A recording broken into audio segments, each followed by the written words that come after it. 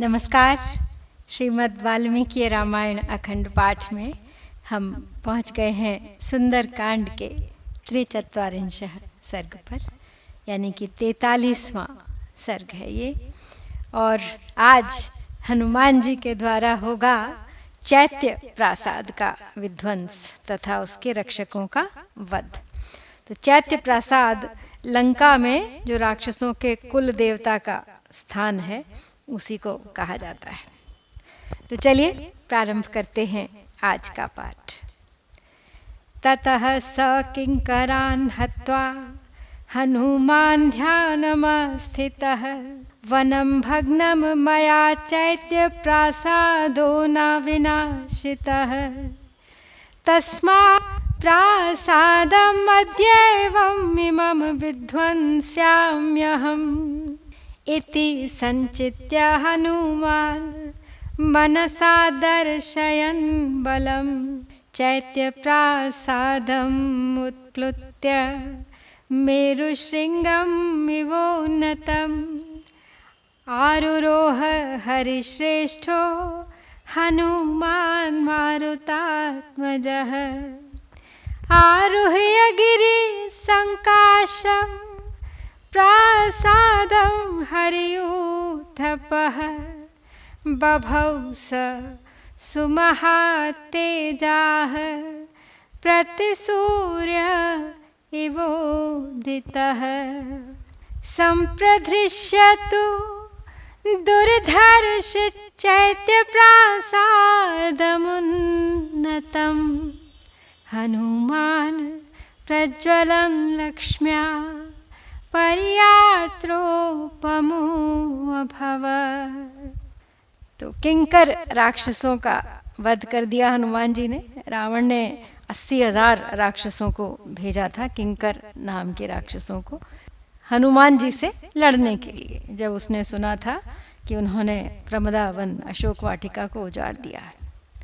तब हनुमान जी ये सोचने लगे कि मैंने वन को तो उजाड़ दिया, इन राक्षसों का भी नाश कर दिया, लेकिन इस चैत्य प्रासाद को अभी तक मैंने नष्ट नहीं किया है। तो अब आज इस चैत्य प्रासाद का भी विध्वंस किए देता हूँ। तो मन ही मन ऐसा विचार करके पवन पुत्र वानर श्रेष्ठ हनुमान जी अपने बल का प्रदर्शन करते हुए मेरु पर्वत के शिखर की भांति ऊंचे उस चैत्य प्रासाद पर उछलकर चढ़ गए। उस पर्वताकार प्रासाद पर चढ़कर महातेजस्वी वानर यूथपति हनुमान तुरंत के उगे हुए दूसरे सूर्य की भांति शोभा पाने लगे। उस ऊंचे प्रासाद पर आक्रमण करके दुर्धर्ष वीर हनुमान जी अपनी सहज शोभा से उद्भासित होते हुए पारियात्र पर्वत के समान प्रतीत होने लगे। स भूत्वा सुमहाकायः प्रभावान् मारुतात्मजः दृष्टमास्फोटयामास लङ्कां शब्देन पूरयन् तस्या स्फोटितशब्देन महता श्रोत्रघातिना पेतुर्विहङ्गमास्तत्र चैत्यपालाश्च मोहिताः अस्त्रविजयतां रामो लक्ष्मणश्च महाबलः राजा जयति सुग्रीवो राघवेणाभिपालितः दासोऽहं कौसलेन्द्रस्य रामस्याक्लिष्टकर्मणः हनुमान् शत्रुसैन्यानां निहन्ता मारुतात्मजः न रावणसहस्रं मे युद्धे प्रतिबलं भवेत् शिलाभिश्च प्रहरतः पादपैश्च सहस्रशः धर्षयित्वा पुरीं लङ्कामभिवाद्य च मैथिलीं समृद्धार्थो गमिष्यामि मिषताम सर्वरक्षसाम।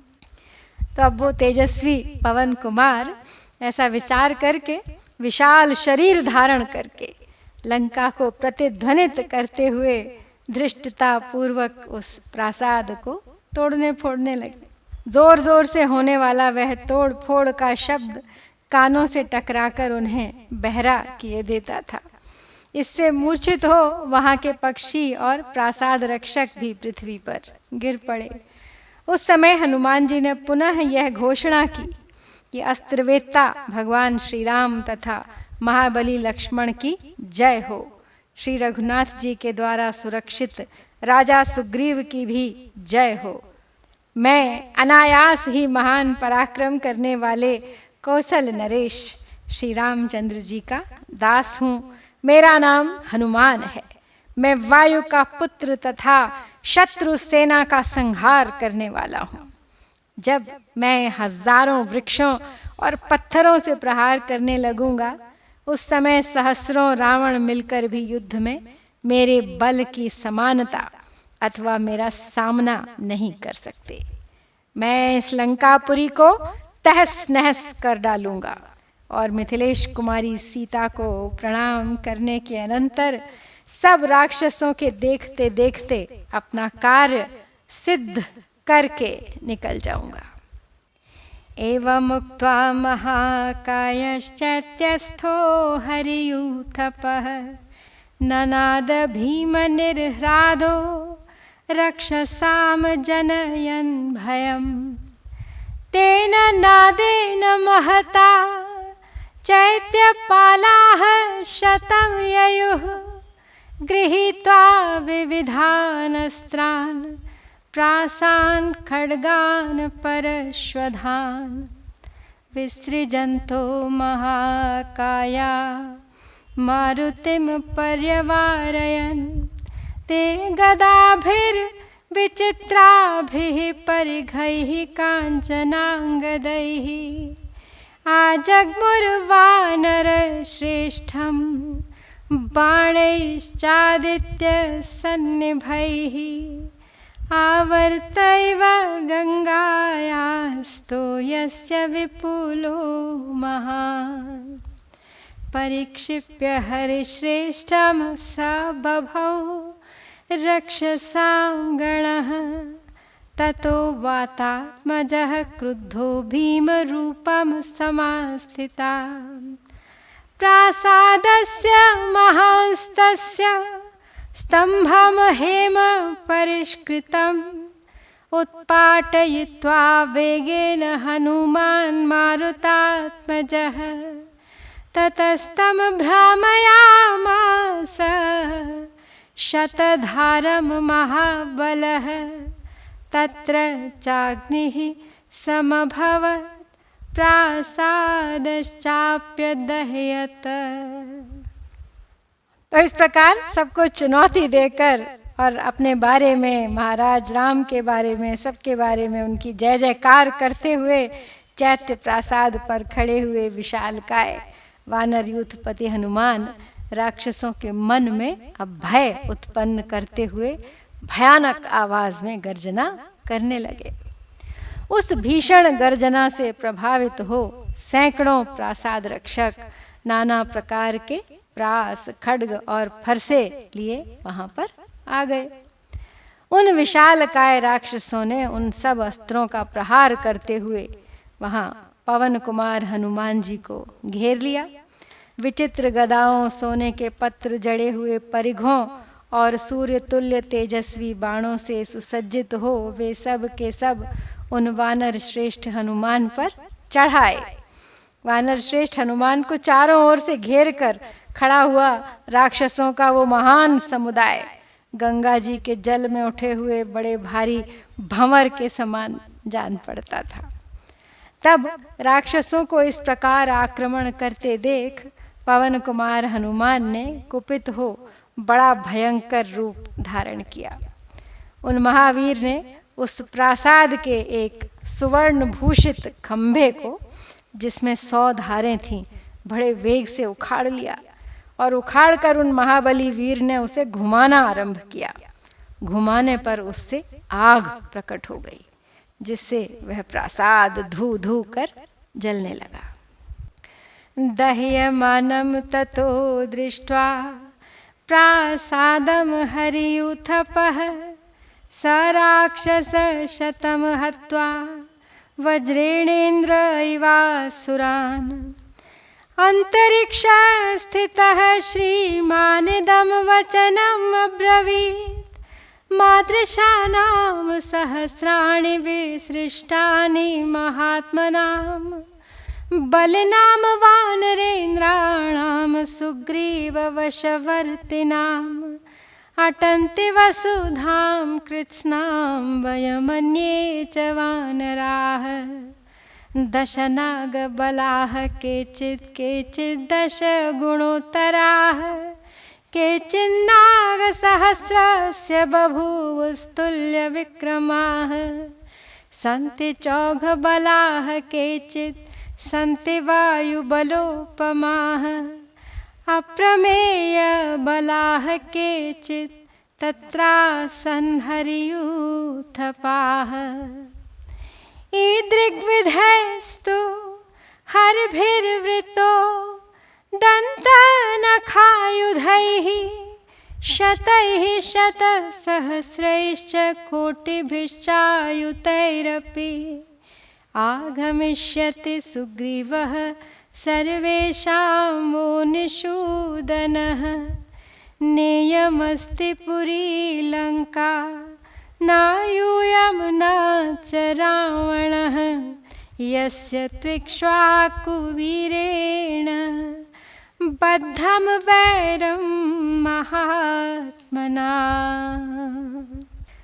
तो अब उस चैत्य प्रासाद को जलते देख वानर यूथपति हनुमान ने वज्र से असुरों का संहार करने वाले इंद्र की भांति उन सैकड़ों राक्षसों को उस खंभे से ही मार डाला।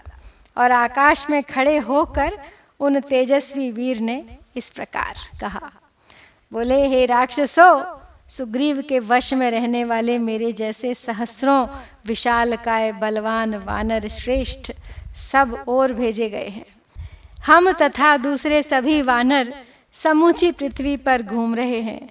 किन्हीं में 10 हाथियों का बल है तो किन्हीं में 100 हाथियों का। कितने ही वानर 1 सहस्र हाथियों के समान बल विक्रम से संपन्न है। किन्हीं का बल जल के महान प्रवाह की भांति असह्य है। कितने ही वायु के समान बलवान हैं और कितने ही वानर यूथपति अपने भीतर असीम बल धारण करते हैं। दांत और नख ही जिनके आयुध हैं, ऐसे अनंत बलशाली सैकड़ों हजारों लाखों और करोड़ों वानरों से घिरे हुए वानर राज सुग्रीव यहाँ पधारेंगे, जो तुम सब निशाचरों का संहार करने में समर्थ हैं।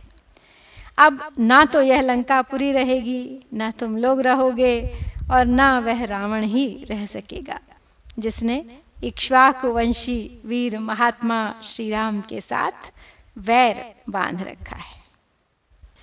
तो इस प्रकार लंका में राक्षसों के कुल देवता का जो स्थान था चैत्य प्रासाद, उसका विध्वंस कर दिया है हनुमान ने। और इसी के साथ श्री वाल्मीकि निर्मित आर्ष रामायण आदि काव्य के सुंदर कांड में 43वां सर्ग यहाँ पर पूरा होता है।